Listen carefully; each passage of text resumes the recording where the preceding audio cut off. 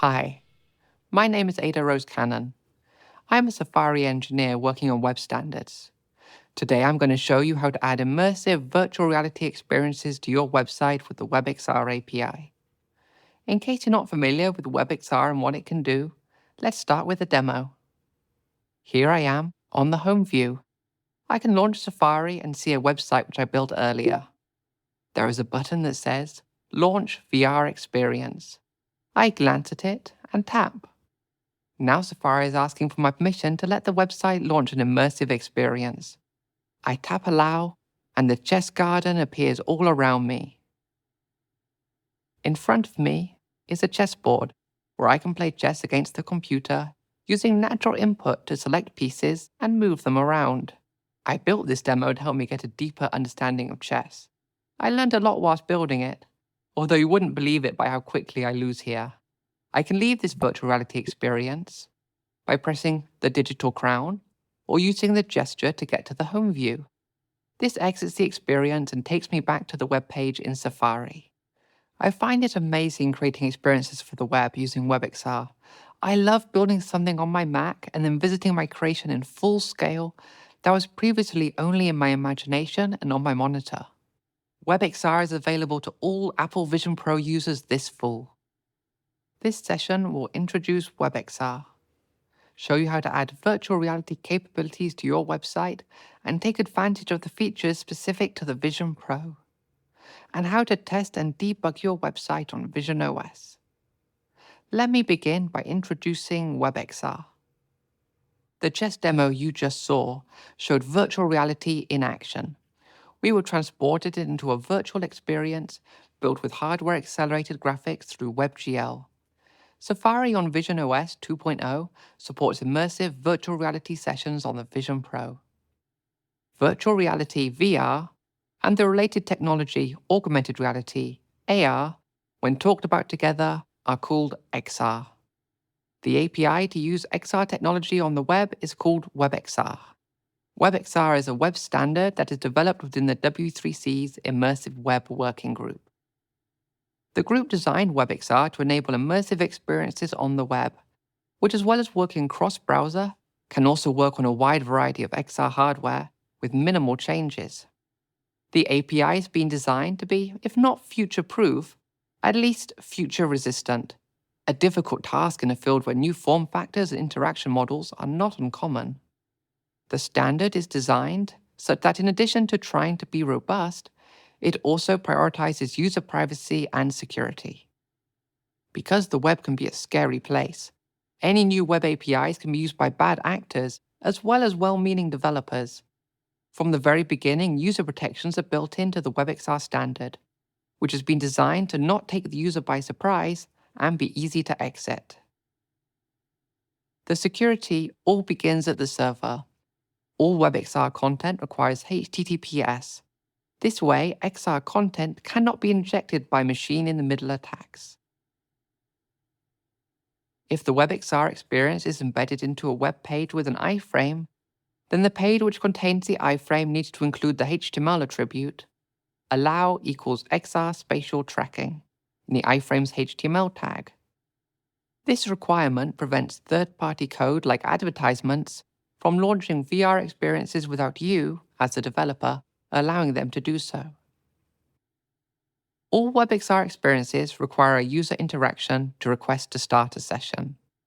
A website must have a button or some other affordance where the user takes the first action to begin an XR session. You cannot just drop users into XR.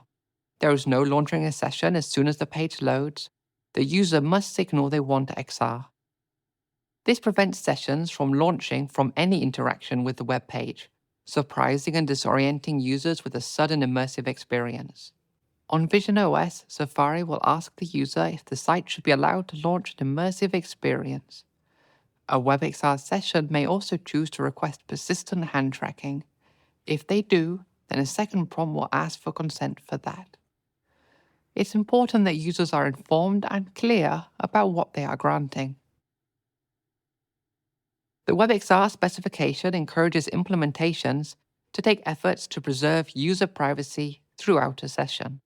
On Vision OS, there is a gaze and pinch interaction model, but knowing what the user is looking at is considered very sensitive information. In WebXR and Safari on Vision OS, spatial inputs only reveal where the user is looking at the moment of a pinch, and WebXR sessions only know where the user's hands are whilst they are pinching.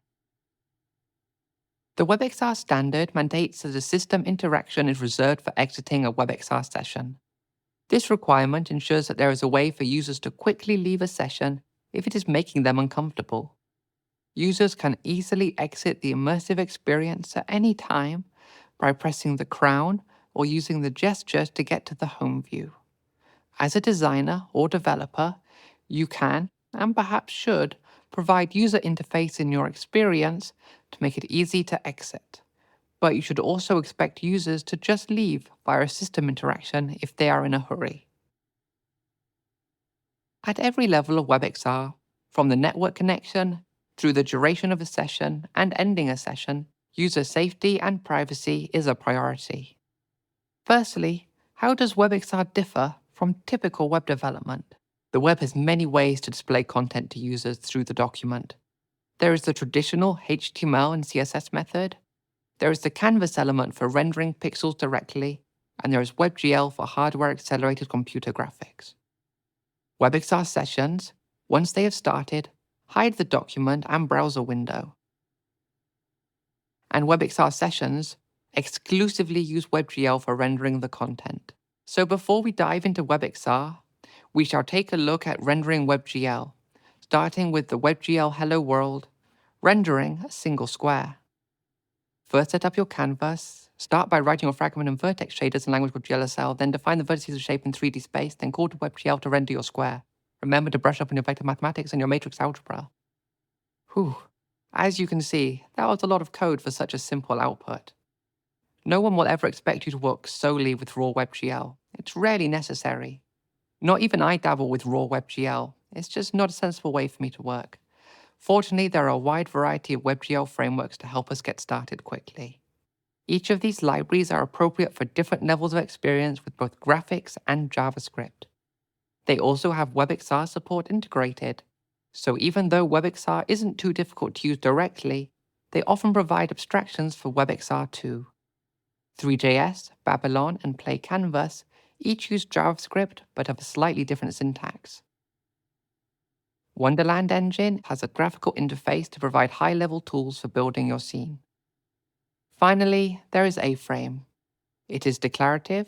It's based around custom HTML elements for describing a 3D environment. Let's take a closer look at A-Frame.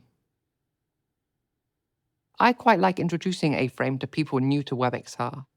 It is nice and concise. The code to get started with a simple demo can fit on a single screen. Its custom HTML elements give you a feel for putting together a scene built with WebGL, whilst giving web developers a familiar way of working. HTML elements and events. It has an active community and plenty of community-built components. And when you're ready to get your feet wet by building your own components with JavaScript, then you'll be pleased to discover the declarative HTML elements are built using the 3JS library, so you can take what you learn with A-Frame to your future projects. Let's take a look at rendering something similar to the red square example with A-Frame. After including the library's JavaScript file in the document head, I can use their suite of custom HTML components. I add the scene element which wraps the A-Frame content, and I add a red box placed at eye level and slightly into the scene. The box has the default width, height, and depth of 1 meter. Meters are the units which WebXR uses. Since it's in real scale, the virtual objects have real sizes. Great, we already have the box working. The library handles the WebXR parts for us, and even includes the button to start a WebXR session. Let's build things up a little. Here I have described some additional primitive shapes, such as a sphere and a cylinder. I also give it a skybox and a plane, which I rotate so that it lies on the ground. Next, I add the cursor component to the A scene. This uses a raycaster to find what the spatial inputs are pointing at and fire virtual events on them. The virtual events are named to match similar events in the 2D document: click, mouse enter, and mouse leave. even though they aren't made using a real mouse. Finally, I attach the animations to the shapes I want to be animated. And that's the complete code for this demo. Here is the result. It's a variation on the A-frame Hello World. It demonstrates how the cursor component lets us look and pinch to fire events on objects. With a little imagination, you can see how you can construct more complete immersive scenes from these foundations. In A-frame, you don't really need to touch the WebXR API directly. But once you need to start extending components or getting deeper into other frameworks, it can be really useful to know how WebXR works. I've broken the WebXR lifecycle into 4 segments. Before you have a session, you should find out what can even be supported. The first thing you want to do before using WebXR is to make sure that it's even possible to start a session. You can use the isSessionSupported method from the navigator.xr object to check if an immersive VR session is supported. Next, if VR is supported, you can add a button to let the user enter XR. More than likely, your library of choice will take care of requesting a session. But we will take a look at how it works because requesting a session has some interesting options. When you request your session, you include any additional features you want, such as hand tracking. Requesting a session is what triggers the dialog to pop up to let the user allow the session. There are 2 features lists. If you can handle a feature not being present, then put it in the optional features list. If you are building something that absolutely cannot handle a particular feature being missing, then put it in the required features list. But be warned, if any required features cannot be provided, either because it is not supported or the user denies access to it, then your request for a session will be rejected. So use optional features wherever you can. Once you have your session, you can request your reference space. The reference space describes the origin of your coordinate system. Local floor is pretty commonly available, and it is useful because the origin of the scene is near the user's feet. It's good for standing experiences.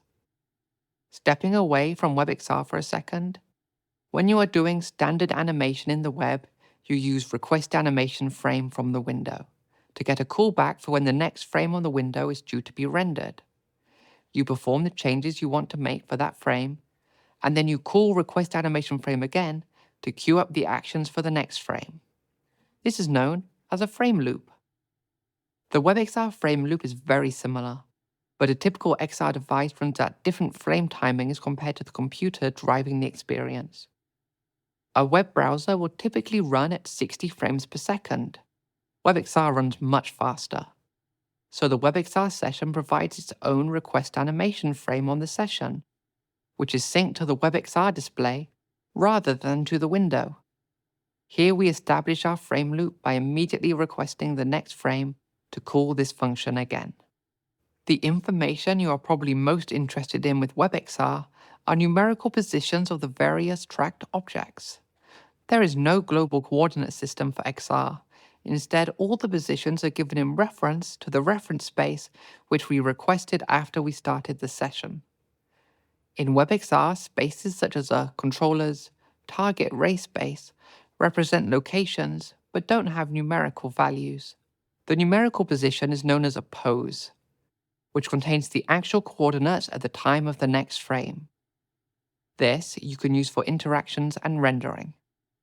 You use the getPose methods on the frame for getting these poses. The session can end when you as a developer call the method to end the session, or when the user requests the browser to end the session themselves. For example, on Vision Pro by pressing the digital crown. When the session ends, for any reason, the end event is fired to let you know at this point you can re-show the buttons to enter WebXR again. We've just taken a look at WebXR from beginning to end. Let's take a closer look at what happens during a session. Because as well as the regular animation frames, there are also interesting events to help you work with spatial inputs. Traditional XR headsets have hardware controllers, which as well as buttons, are also tracked in 3D space, so you know the position and orientation. Some also use hand tracking. Hand tracking inputs contain information about what a user's hand is doing. Enough information to let you animate a 3D model of each of the user's hands. These inputs in WebXR are known as tracked pointers. visionOS has natural input. Natural input uses a combination of gaze and pinch to interact with the virtual content. We've worked within the W3C to add support for this input type to WebXR. In WebXR, these inputs are known as transient pointers because they only exist whilst the user is making a gesture. The XR session contains a list of all the input sources which you can iterate over. XR input sources represent some sort of spatial input method. Each XR input source has a target ray space, which if you draw a line along the negative Z direction, represents what the XR input source is pointing towards. For transient pointer, this space goes from the user's eyes towards what they are looking at. Inputs may have a grip space too, which represents where it is being held. For transient pointer, this represents where the thumb and the finger are meeting. Transient pointer inputs are unusual in that they only exist for the duration of an interaction. When the interaction starts, a number of events will be fired. Input sources change for when an input is added or removed, and select events to describe a select action. Let's dig into a play-by-play of what happens in WebXR when a user pinches in visionOS. Initially, there are no inputs. The website doesn't know what I'm looking at or what my hands are doing. Then I pinch my thumb and my finger together. A new input is created and added to the session's input sources list. And its target ray mode tells us that this is a transient pointer. An input sources change event was fired to let us know the list was updated, and this new input was added. And immediately, a select start event is also fired on the input because we are selecting. Next, I move my hand around a little. There are no new events, although the positions represented by the grip space and the target ray space get updated. The grip space still follows the point where my thumb and my finger touch. The target ray space does not continuously track my gaze. It instead moves as if it's attached to my hand, letting me adjust the ray after the initial pinch by moving my hand. The select event is fired to let us know that the gesture has successfully completed. Select N lets me know that the gesture is finished, regardless of whether it is completed successfully. Having two events is useful for situations where an input would lose tracking or get cancelled partway through an action. Use Select End for cleaning up and Select for actions to be performed once the user successfully confirms something. Finally, the input is removed. And a new event is fired, letting you know that the input sources list has changed. Now we are no longer pinching, we are back where we started. There are no inputs and the website does not know what my hands or gaze are doing. Okay, now we have seen the step-by-step, let's take a look at that chess demo from earlier and notice what has happened. At the start, the website has no idea what I'm looking at or where my hands are. This is great for my privacy, and the website can still deliver a great experience without this knowledge. I'm going to move this pawn. I look at it and then pinch my finger and thumb together. At the instant I pinched, this created a new input with the grip space at this pinch point, and the target ray space from my eyes towards the pawn. A select start event is fired. This event contains a reference to the frame and input source. This is everything I need to find out the object I was looking at. The website uses a raycaster to pick the object I looked at. Each frame, the experience is going to move this object in sync with the target ray space as I move my hand around. Notice how it doesn't follow my gaze, but instead moves with my hand. I then place it where I want, then release the gesture. The select end event is fired and the website places my piece on the nearest square. The input is removed and the website no longer knows what my hand is doing or where I am looking. I've talked a lot about what happens without hand tracking. WebXR on Vision OS supports hand tracking too. You have to request it as a feature when you start your session. If you request and get granted hand tracking, then any detected hands will be added available as tracked pointer inputs. These are inputs that can be expected to be available as long as they can be tracked. This input has a hand object with joint spaces on the input, so you can display the user's hands however you please using WebGL, which you really must do, because if the user cannot see their own hands, it can get pretty uncomfortable. Perhaps the biggest difference between having hand tracking enabled and not is that if you request hand tracking, you are expected to draw the user's hands yourself with WebGL. But without hand tracking, we will show the user's real hands. And when hand tracking is enabled, transient pointer inputs are still available. On Vision OS, all select events are associated with the transient pointer inputs. So you can build experiences which make use of both hand tracking and natural input together. This does mean that if you request hand tracking and the user pinches with both hands at the same time, you could have up to 4 inputs simultaneously. This is the sort of thing you can do with hand tracking. It is very useful for precise, close-up interactions. But ranged actions with hand tracking can be a little tricky to perform precisely. In this example, I'm using the proximity of 2 fingers to let me pick up objects by their handles and move them around. To do this, I had to compare the distance between fingertips and work out if the center point was intersecting the handle. You can make use of transient pointer for both close-up interactions and for interacting with objects remotely. And it is still available when hand tracking is enabled. Transient pointer and hand tracking are very cool, but the web has many exciting things you can use. Even though the document is hidden during WebXR, you still have access to many of the standard web APIs you would use when building a traditional website. These are some features which work especially well with WebXR. Outside of the WebXR specific inputs, you can still use traditional gamepads like PlayStation 5 controllers. Its buttons and analog sticks could be very useful for piloting a little VR vehicle. Speech synthesis and speech recognition are great for building vocal interfaces, where you can speak commands to perform actions and hear back a response. One of the most important things to pair with great stereo graphics is atmospheric audio and sound effects. The Web Audio API's Panner node is great for building spatial soundscapes for a truly immersive experience. It really adds to the immersion when an object makes sounds that seem to come from the object itself. Now we've introduced WebXR, let's take a look at how to test and debug on Vision OS specifically. When it comes to testing your content, you can use a Real Vision Pro or a Vision OS simulator.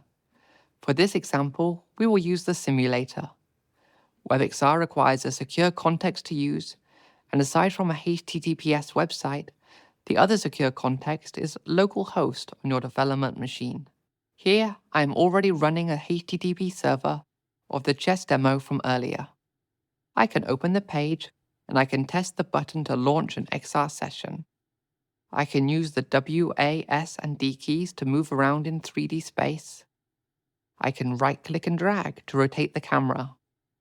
Clicking on the window during WebXR will simulate transient pointer inputs. Note that you can't test hand tracking through the simulator. For that, you will need a real device. I've set up some logging on this page to help me with performance. It tells me the current frame rate and the number of draw calls. We can use Web Inspector in macOS Safari to inspect this page to ensure it is working correctly. The page is available from the Develop menu, and from here I can see my logs and I can inspect, pause, and step through the JavaScript just like I would for a local web page. I primarily use the simulator for rapid iteration when building the experience. Then I would push the changes to the server and use the real device to verify my changes.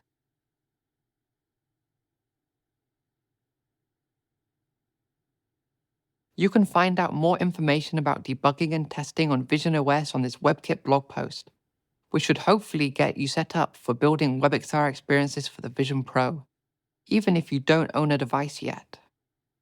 Also, watch Patrick's talk from WWDC23, Rediscover Safari Developer Features, for a complete view into Safari developer tools. WebXR is new on Apple platforms, and it is still early days. We are really excited to see what you'll be able to build with WebXR, and I hope you'll keep following these developments into the future. Even if you don't have a Vision Pro, the simulator is a great way to ensure your WebXR project works with visionOS and the new transient pointer inputs. If you've never tried WebXR before, I encourage you to give it a try yourself. There are large and active communities for WebXR and WebGL, with great resources to help developers new to graphics coding get started. Check out the resources associated with this session and watch the related sessions. Thank you for joining me today, and enjoy WWDC.